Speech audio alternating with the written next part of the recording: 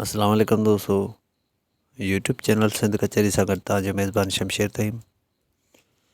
दोस्तों अॼु सुर हीर रांझे मां चंद सूखड़ियूं खणी तव्हां दोस्तनि जे लाइ हाज़िर थिया आहियूं। उमेदु आहे त अॻु जीअं हीअ वीडियो तव्हां दोस्तनि खे यकीनन पसंदि ईंदी ऐं इहा बि उमेदु आहे त जहिड़ी मोट जहिड़ो प्यारु जहिड़ो मुहबत तव्हां अॻे असांखे ॾींदा आहियो,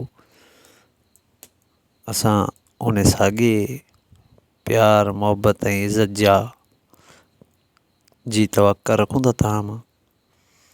त दोस्तनि खां गुज़ारिश आहे त महिरबानी करे असांजो यूट्यूब चैनल सिंध कचहरी खे सब्सक्राइब कनि। दोस्तों हलूं था सूखड़ियुनि तरफ़। पहिरीं सूखड़ी सही हाणे हीर जे इश्क में रांझे पंहिंजो तख़्त फिटो करे फ़क़ीरी वेस पाए झर जंगई घिटियूं घुमणु लॻो। त हिकिड़े माण्हू रांझे खे ॾिसी सुञाणे वरितो ऐं उन माण्हू जो रांझे सां ॻाल्हाइण आहे त ही लोह जी तूं कीअं कारीगर जी अदा लोह जी पिन कारीगर जी आहे सिखिया। सुगड़ चए थो त ही पिनण तूं सिखें कीअं। दोस्तों वरी ॿी गुज़ारत हाणे साईं रांझो घुमंदे घुमंदे अची हीर जे दरवाज़े ते पहुतो आहे। त हीर बि फ़क़ीर जी साइन ॿुधी ऐं बानी खे चए थी त फ़क़ीर खे वञ दाणा ॾेई अचु। त बानी जंहिं महिल दाणा खणी ऐं फ़क़ीर वटि पहुती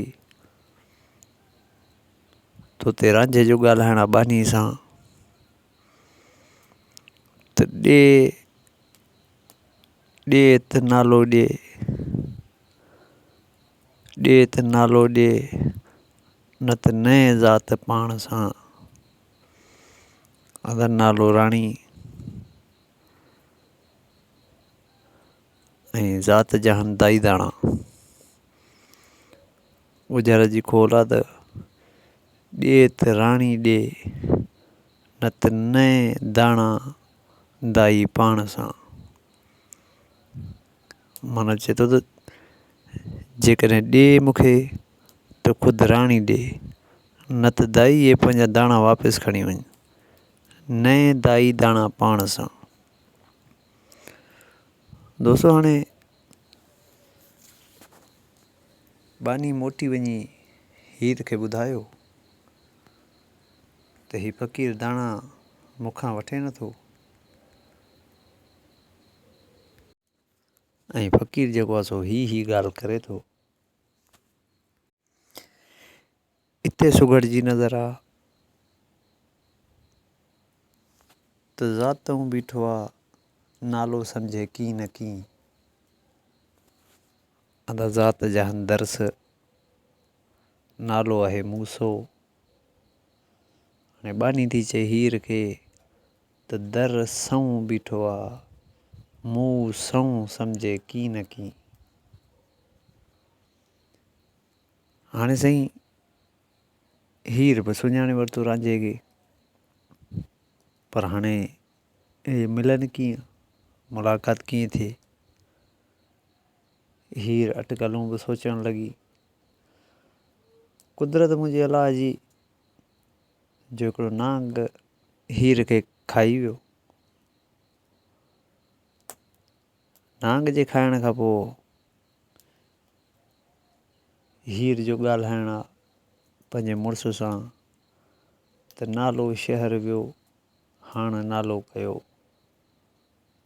अदा नालो कारो शहर खाही ऐं नालो आहे बिलो या बिलाल।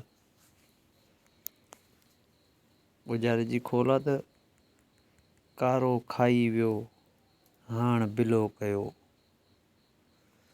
उमेदु आहे दोस्तो त त वीडियो तव्हां दोस्तनि खे बेहद पसंदि ईंदी। इंशाअल्लाह जल्द ई कंहिं नए सुर सां गॾु तव्हां दोस्तनि जे लाइ सूखड़ियूं खणी हाज़िर थींदासीं।